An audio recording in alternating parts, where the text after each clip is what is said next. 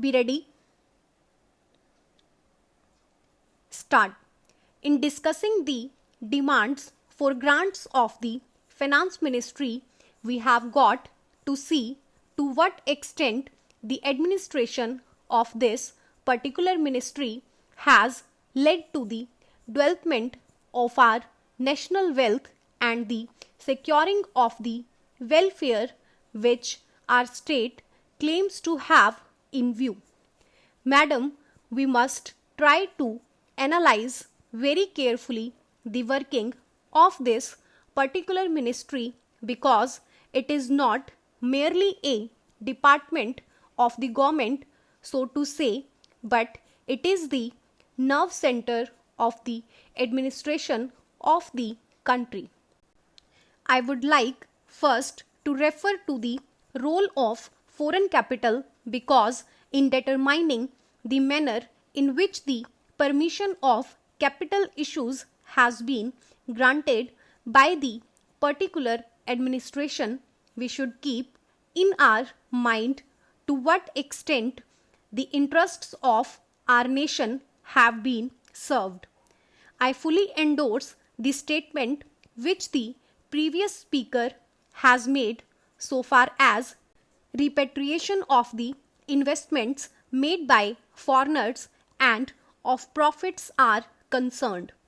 We have dealt with this topic quite a number of times and I do not want to reiterate anything apart from only supporting what the honorable member who just now spoke said.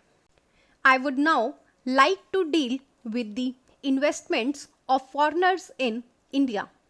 Madam, the government of our country accepted the proposition that in allowing foreign investment, it should come in only in such industry and such form of production wherein our national investors will not come forward and in which technical skill is wanted.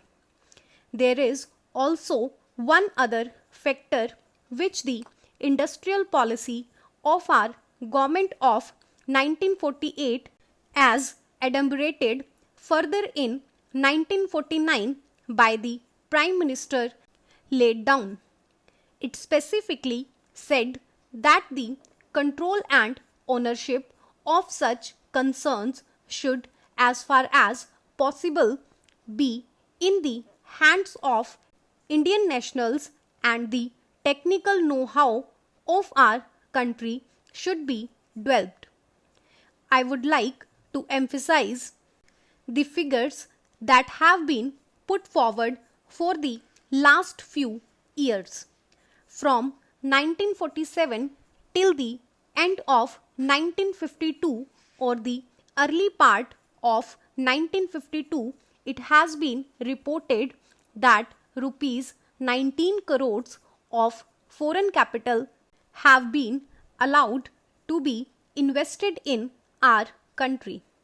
Of that, practically more than rupees 6 crores have been allowed to be invested in managing agency and trading enterprises in our country. So far as the government policy is concerned, we find that a sum of rupees 4 crores has been allowed to be invested this year. We do not know how it is to be used up.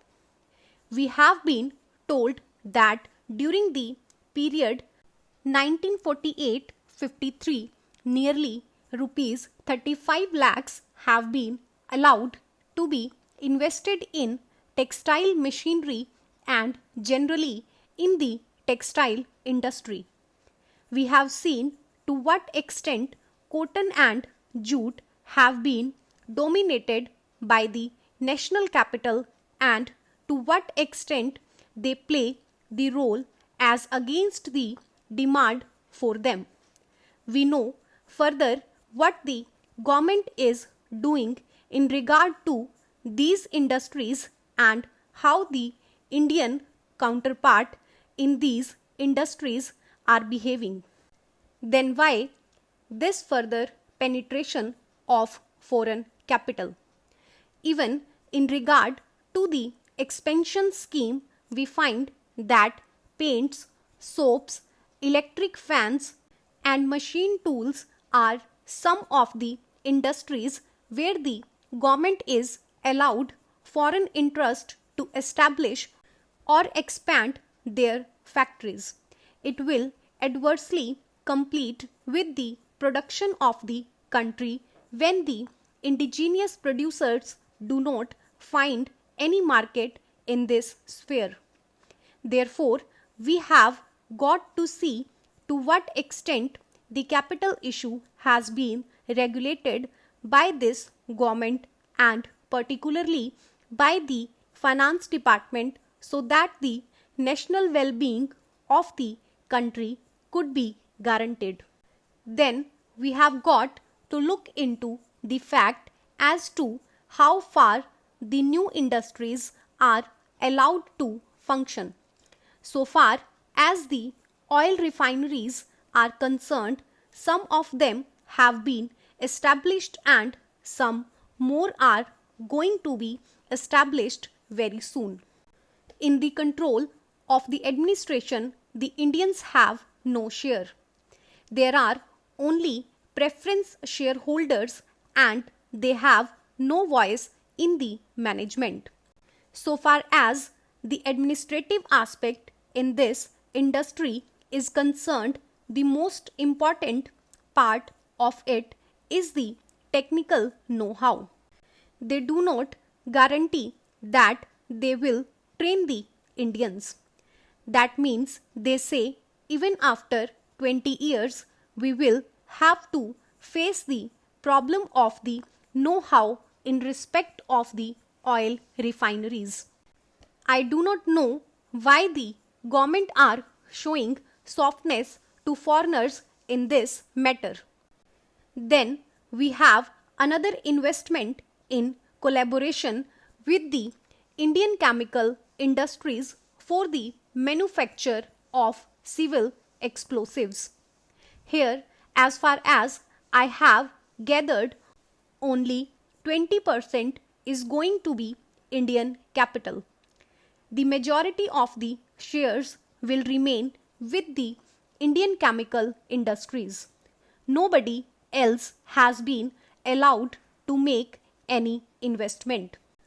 It would have been better if companies and private individuals had been given an opportunity to purchase the shares.